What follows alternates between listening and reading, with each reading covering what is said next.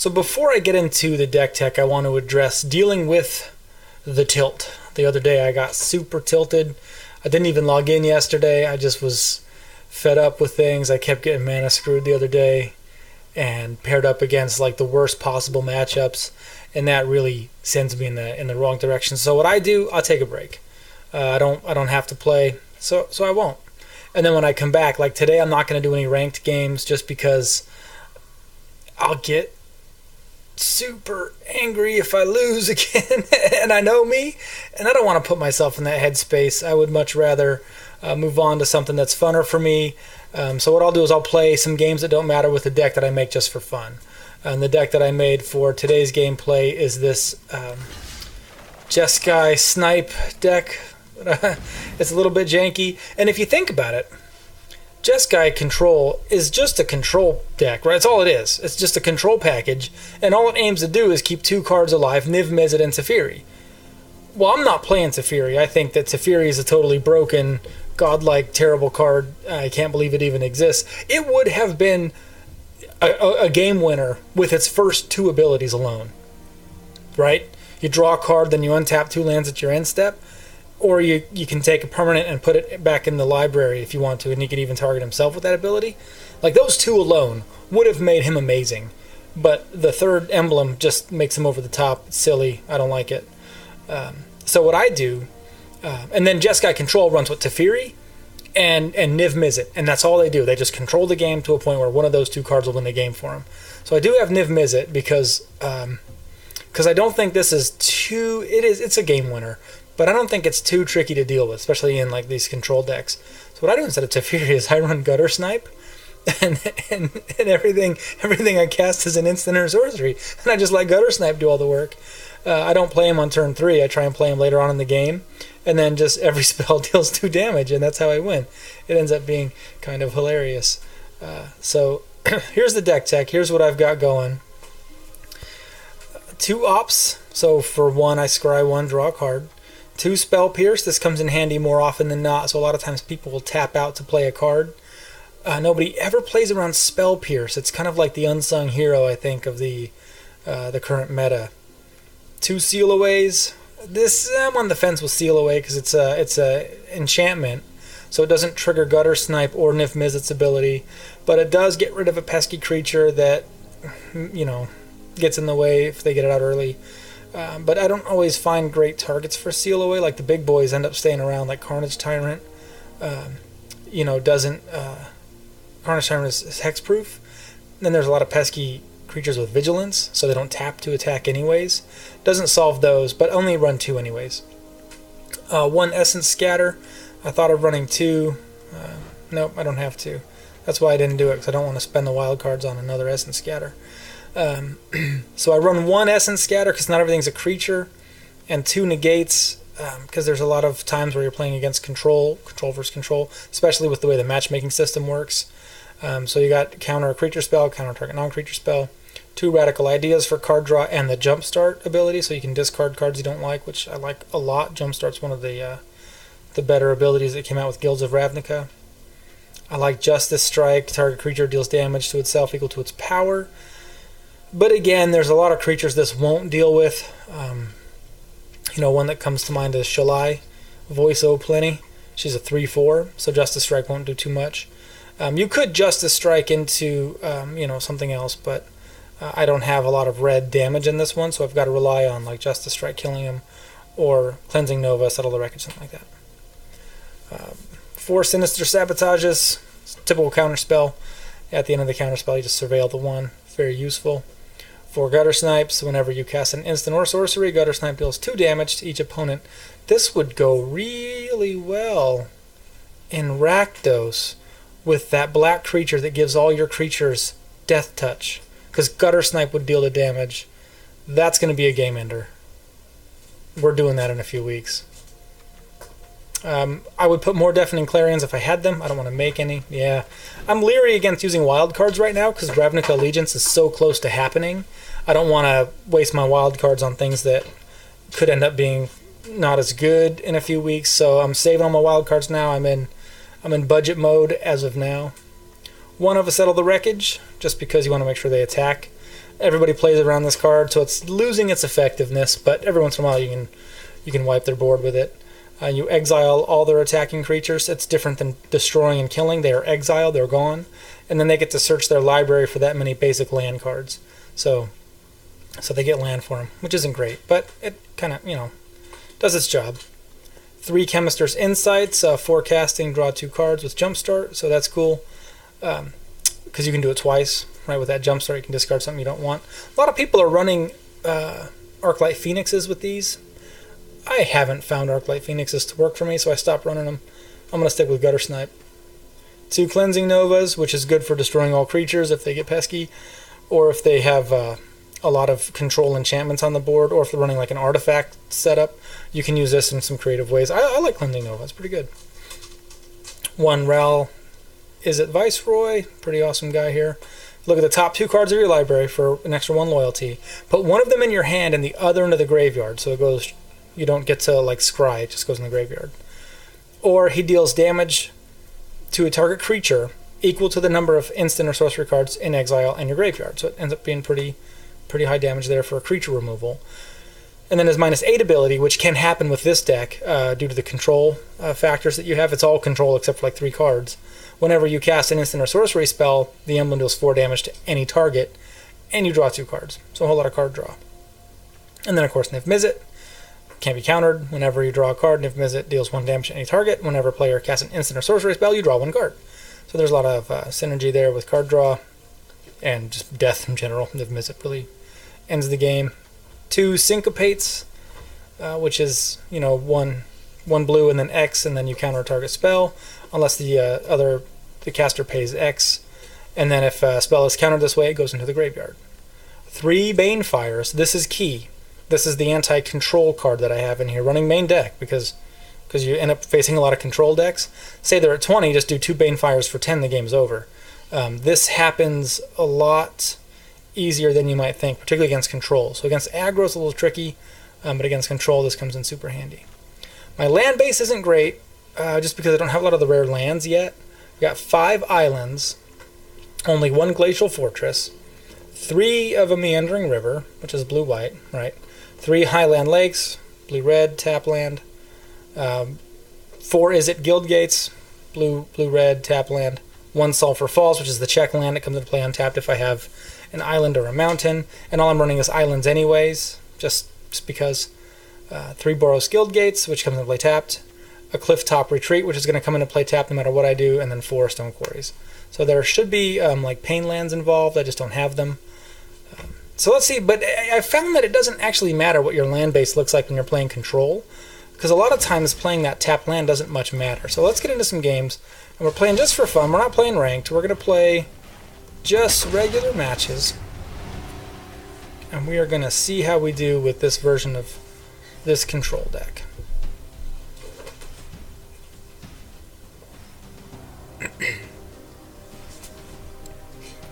And while we wait, take a minute, go ahead and subscribe, like the video, drop a comment my way, appreciate it. Also, tips are appreciated. I don't always make my best plays or the best possible play. I do a lot of analysis after the game, so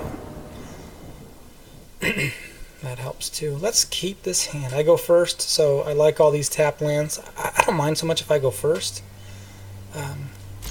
because they're probably going to play tap lands as well and maybe get just 1 creature on the board. I could Justice Strike it, and then we'll start getting into the control package of the game. Let's see what our opponent does here. And we'll just drop our Meandering River to get the blue on the battlefield, of course. Very important color for us. And we're probably going to be up against Control. The matchmaking system really loves to do that. So if you're playing Control, expect to play Control v Control. And these games can be kind of boring. So I apologize in advance if we end up going kind of slow. Of course, this might be a fast guy. Oh, oops! So he knew. So he's like, "Oh, sorry, it's my turn." I'm gonna try and get some red on the board so I can play a Justice Strike against a potential Ajani's Pridemate. Of course, if he plays a Danto Vanguard, Adonto Vanguard survives really well to Cleansing Nova because he can pay the 4 health, and then it becomes indestructible, which would eliminate the destroy factor there. So we'll play another tap land, and I want to go for double blue, so we'll play the Meandering River, and now we've got an Opt open and an Essence Scatter. So this is why I don't mind playing a lot of tap lands, because more often than not you have the ability to play more spells, even though you have one land tapped. Now if this was an untapped land, so we're just going to Essence Scatter that Pridemate. It's a pretty big part of his deck, and it's not going to happen. Now if I had like a Pain land, I could have opted on that turn also, but I don't see that as a big threat right now, so I'm okay with that. We'll leave our Sinister Sabotage open along with Justice Strike and Opt. So let's see what our opponent plays. Leon and Vanguard, that's going to resolve. He's going to gain life, that's okay. Niv Mizzet will kill Adonto Vanguards with ease. I'm not going to Justice Strike it, we will Opt. And I could use land and a Gutter Snipe, but I can't play him just yet, so we'll put him in our hand. Yep, and we're just going to sit on this for a minute. Might take some damage. We might negate. He might be playing Legion's Landing. He might be playing some of the Resplendent Angels that he just doesn't have mana for right now. I'm getting kind of lucky against 2 mana against mono white. And he's going to play around Seal Away. Now he's going to attack. No reason not to. I'm not doing anything about 1 damage. I'm fine with that. Sulphur Falls is the only land I have that will come into play untapped, but I don't have any islands, so it falls flat. That's okay. That's okay. We're sitting on 5 mana, so I could drop Gutter Snipe next turn into a negate, but I don't think negate is super wise against... Maybe. I don't know, that might work. Then I could Justice Strike something. We'll see. We'll see what ends up happening. But I could drop, and that's the 6th land we need for Niv Mizzet. We'll drop Gutter Snipe. We will counterspell some sort of harmful effect he might have for Gutter Snipe. Or if he drops a creature, we'll kill the creature. So he could play a third planes into like a Resplendent Angel, and this, I mean, if this was a real white aggro deck, we would have been in trouble. Yeah, we'll negate that.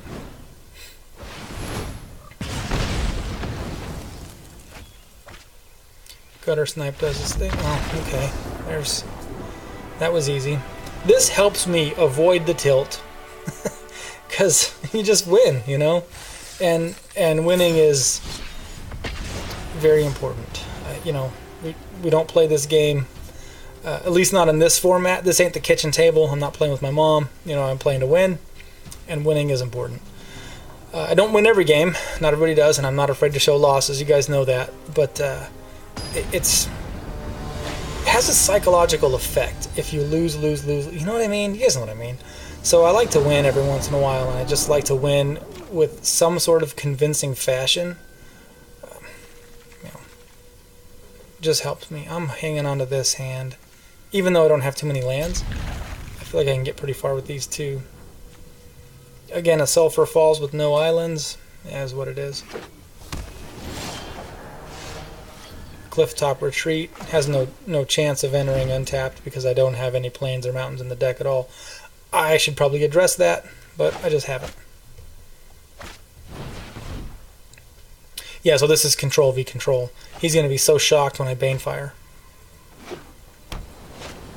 Or I'm going to be shocked when he drops his Drakes and then swings in for 25 damage on turn, you know, turn 4 or whatever.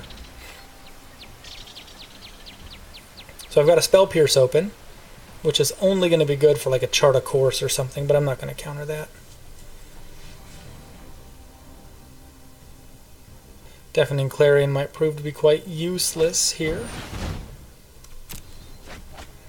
No Opt for me on my turn, so he discards just the 1, and he's good. Let's see what he discards. He discards Bacon Bolt. Extra crispy. We'll drop a river. I really need to get that red mana down too. Yeah, let's do the retreat. Whatever.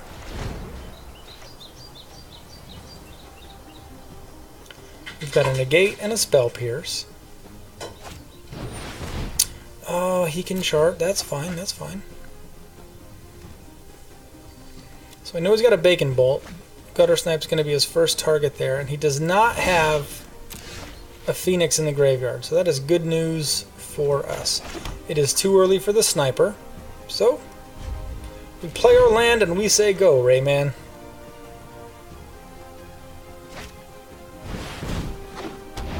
Okay, Enigma Drake. There's an island that is good. I like that island. I might have to take 6 damage and then Cleansing Nova. So I'm not convinced I should play Gutter Snipe this turn. So let's see what our opponent does. Well, this is Tarky Creature. I could drop the Viceroy and then have him soak this 6 damage that would inevitably come his way. Why don't... I feel like waiting with Ral because I don't want to lose him so early. I'm going to wait. I'm going to hold off on that. That could be the decision that loses me this game. Opt is fine. You go for it. I'm not really worried about that. I'll counter what he draws with the Opt rather than the Opt, right? 7 damage. Ouch, my face.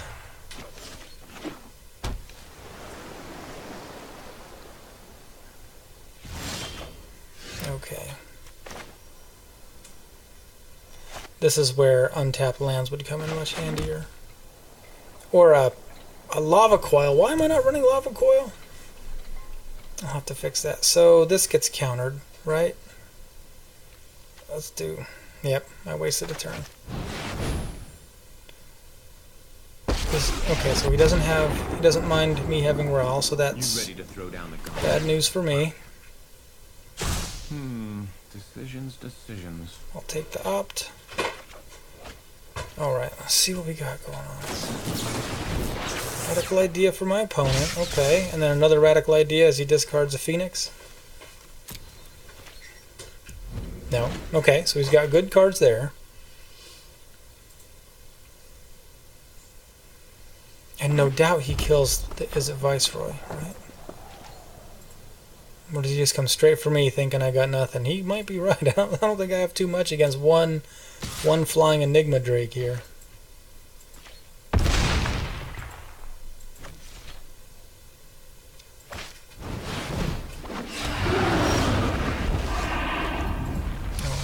Yep, we're doing it.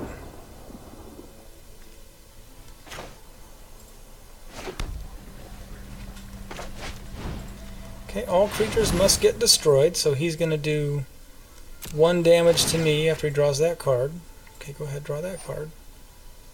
Yep. Okay, leaves me at 4. And not with a whole lot of options. Time to choose. Always so exciting. Take the Radical Idea, and we'll pass the turn. He can't Beacon Bolt me to death, which is good. Let's see if the jank pays off. Oh, what? He's running Banefire as well, huh? Banefire of 4 ain't gonna cut it, son. You gotta do 5 or more. If he would have tapped his 1 land, he could have had it. What are you doing? What is happening today? I don't even know. Okay, so I want to play Gutter Snipe. Well, look at cards. Yeah, Banefire goes into hand. And then we will leave that 4 mana open for Negate or one of those, either card draw. Chemist's Insight is always good at their end step.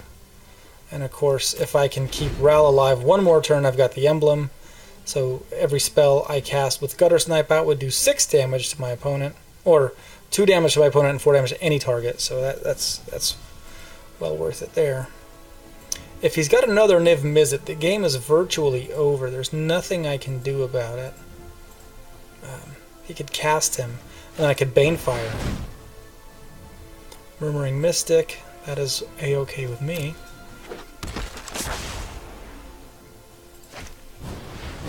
Shock, Murmuring Mystic, we're going to negate the shock for sure.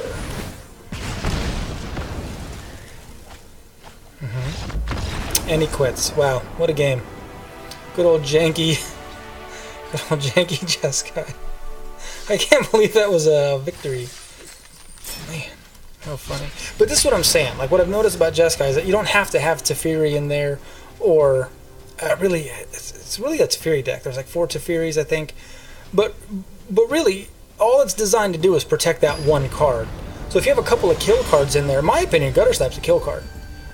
So just protect him. You keep him alive a little bit. And I think he made a bit of a misplay by not Banefiring for 5. But he saw that I was at 4 and just went for 4 and thought that would be enough. But it wasn't. Always Banefire for 5 or more. That's the card. This is really a 6 casting, at least, I think. I mean, you can Banefire for 1 if you're in trouble, but... Oh, poor Coco. I hate when this happens. I don't like winning to mulligan. It's not my favorite way to win. It's definitely one of the worst ways to lose. So again, I want blue down first, just so I can start to prep for my syncopates and such. Oh, this is gonna suck. What if he's playing like Dimir Control? We're hosed. Thought Erasure coming our way. Ooh, that's good.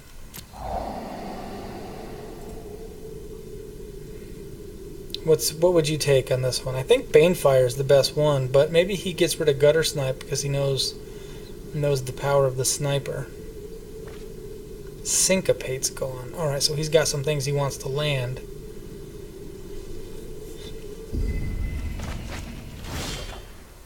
And he looks at my mana base and is like, well, this guy's got nothing.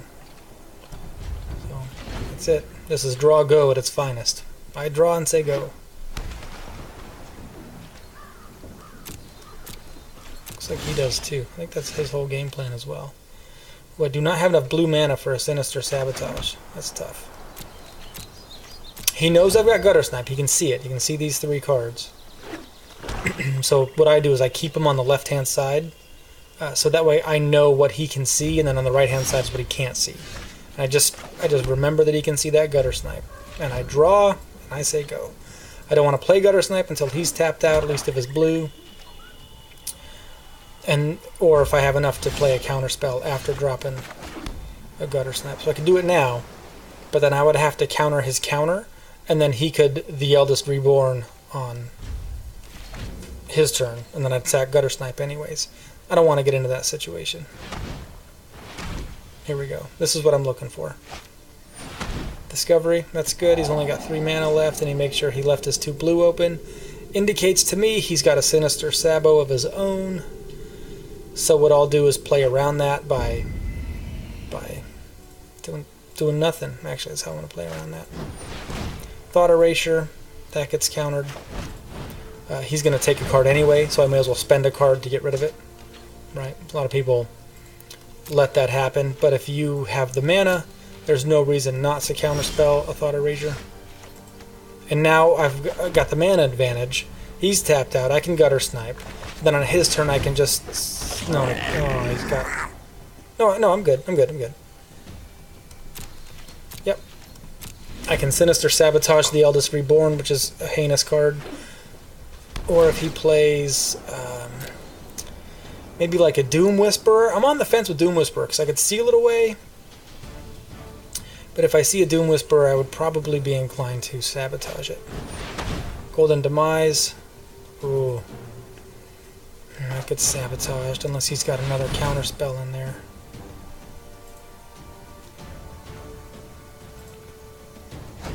In either case, he's out of mana. And he's got to lose card advantage to this deck I'm playing. I've got tons of card draw in here, so I should draw into something good. Another Banefire. That doesn't hurt. Could Banefire for 6 at this point. Oh, this is doo-doo. See, like, I'd like to get some Chemister's Insights. Maybe a Chemister's Insight could come up. I would cast it twice. Even if it gets countered, I don't care, because I could discard Clarion to it all day long. Oh, man. How tempting. Yep. We'll do a 6-point Banefire now. 3, 4, 5, 6, 7. Yep, he can't do anything about it. You can't counter it, can't stop it, can't prevent it. His turn. He's got to play Thought Erasure or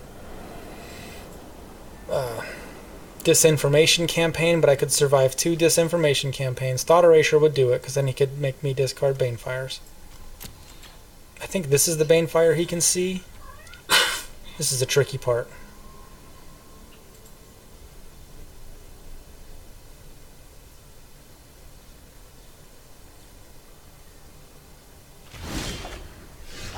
Drop a Stone Quarry, and we're going to Banefire again.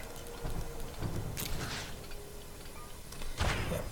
Tap out for it. I'm not really worried about him suddenly winning the game next turn.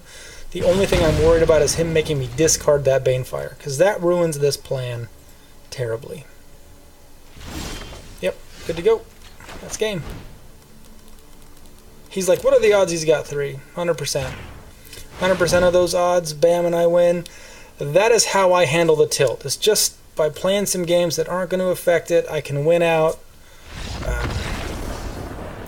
You know, I really don't like losing, especially in Constructed, and I had that event like Momer's Madness. That event was just brutal to play in. So I like to play some games that I can win. You know, go ahead and subscribe if you like what I'm doing. You know, you enjoy watching other people play Magic the Gathering. I think this game's a lot of fun. Every once in a while, though, the tilt happens. So to avoid that, I'll play something janky, something that doesn't matter. Thanks for watching. Have a good night.